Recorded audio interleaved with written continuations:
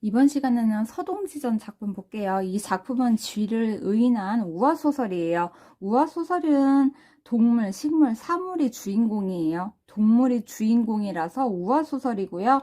악한 다람쥐와 덕이 있는 서대지의 대립을 통해 향촌 사회의 갈등을 드러냅니다. 다람쥐는 악하고 서대쥐는 덕이 있어요. 서로 상반된 두 인물이 대립을 하는데 이 대립이 소송을 통해서 드러납니다. 이 소송을 통해 향촌 사회의 갈등을 드러내고요. 지배계층의 문제점을 드러내고 있습니다. 지배계층의 문제점은 뭐냐면 이런 송사가 발생하는 것은 지배층의 교화와 덕이 부족해서다. 이렇게 문제점을 드러내고 있어요. 분홍을 대표하는 서대쥐, 서대쥐는 부자예요. 그리고 덕이 있고요. 플러스예요. 빈농을 대표하는 다람쥐, 다람쥐는 빈농이에요. 비난해요. 가난하고 성품도 좋지 못해요. 마이너스예요. 이 상반된 다른 인물의 갈등의 소송을 통해 드러난다고 했고요. 지배층인 백호상군의 문제점을 지적하는 서대지의 모습. 백호상군은 누구냐면 지배층이에요. 이 소설의 판결자입니다.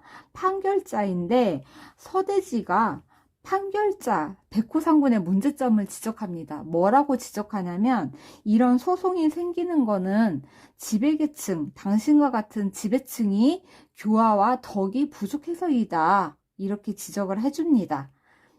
그리고 이 작품은 조선 후기의 그런 시대상을 잘 보여주는 작품이에요. 조선 후기 소설이고요. 줄거리 볼게요. 중국 오주 땅에 중국 배경이고요. 산 토굴 속에 살고 있는 서대쥐는 플러스라고 했어요. 부자예요. 재산이 많아요. 조상들한테 재산을 많이 물려받았어요. 재산이 많고 그리고 당태종에게 큰 공을 세워서 벼슬을 받습니다. 복이 많은 인물이에요. 다람쥐는 어떠냐? 다람쥐는 반대예요. 가난하고 비난하고 하루살이 인생이에요. 하루 벌어서 하루 쓰고 하루 벌어서 하루 먹는 인물이에요. 다람쥐가 찾아와서 자신의 딱한 사정을 호소하면서 도와달라고 하자 서대지는 외면하지 않고 도움을 줍니다. 관용적이죠. 그러나 다람쥐가 다시 서대지를 찾아갑니다. 다음 해가 바뀌자 다시 서대지를 찾아가서 도움을 달라고 하자 이번에는 종족의 형편을 들어서 거절을 합니다.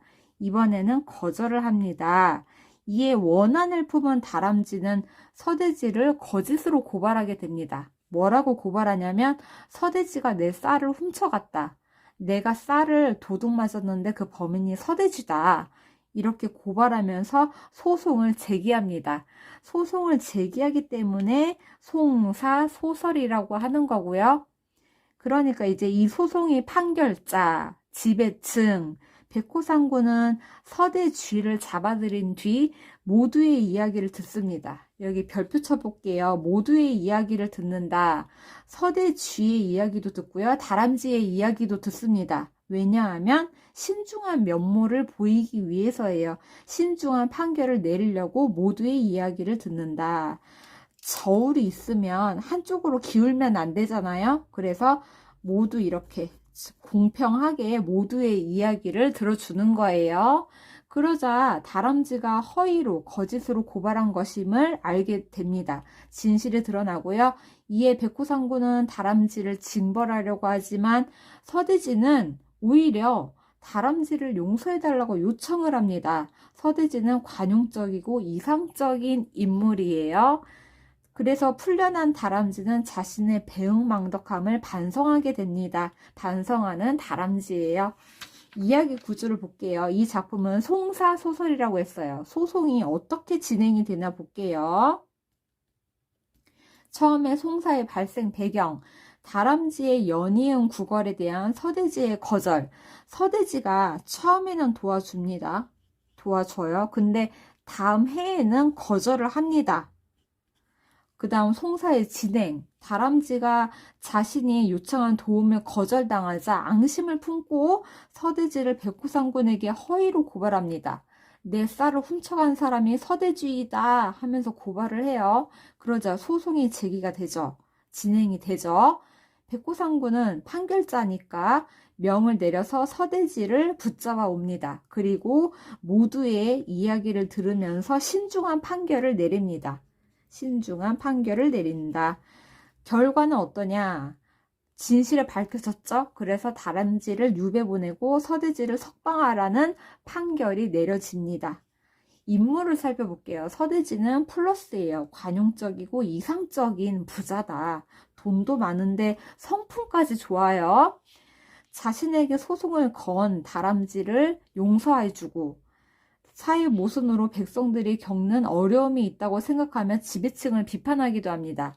뭐라고 비판하냐면은 이런 소송, 송사가 발생하는 것은 지배층의 교화와 덕이 부족해서이다.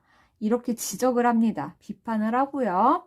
근대적 사상을 지닌 인물입니다. 근대적 사상을 지녔다. 그리고 조선 후기에 신흥 자본 계층을 상징합니다. 조선 후기 신흥 자본 계층, 부를 축적을 했다. 축적한 새로운 자본 계층이다. 그 다음 다람쥐 볼게요. 다람쥐는 반대예요. 게으르고 가난한 인물, 빈농이라고 했어요. 도움을 받았던 서대지에게 다시 도움을 요청하지만 거절당하자 이전의 은혜는 잊어버린 채 앙심을 품고 서대지에게 누명을 씌워서 소송을 제기합니다. 그래서 송사를 진행이 되죠. 서대지의 용서를 받고 죄를 뉘우치는 반성하는 모습을 보이고요. 다람쥐는 봉건적 인물로 조선 후기에 몰락한 양반, 몰락한 계층을 상징하고요. 빈농을 상징하기도 합니다. 그 다음 계집 다람쥐는 다람쥐의 부인이에요. 근데 다람쥐와는 다릅니다. 계집 다람쥐는 사리를 분별할 줄 알고 남편을 꾸짖습니다. 잘못했다고 꾸짖고요. 근대적 여성상의 모습을 상징합니다. 백호상군 볼게요. 지배층이자 판결자라고 했어요.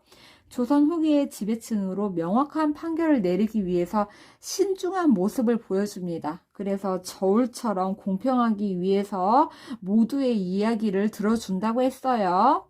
백성을 향한 교화의 덕이 부족하다는 서대지의 비판을 듣기도 합니다. 권위적이기보다는 자신을 돌아보고 정의를 실천하는 인물이에요. 진실을 밝혀냈죠. 정리를 보면은 갈래는 우화소설이에요. 우화소설은 동물, 식물, 사물이 주인공, 동물이 주인공이라서 우화소설이고요. 소송이 있었죠. 소송이 있어서 송사소설이고요. 주제는 배은망덕한 인간에 대한 경계. 다람쥐처럼 배은망덕하면 안 된다. 교훈을 주고요. 그 다음에 봉건적 체제, 봉건적 인물에 대한 비판, 다람쥐에 대한 비판, 지배층에 대한 비판을 하고 있었어요. 여기까지 정리할게요.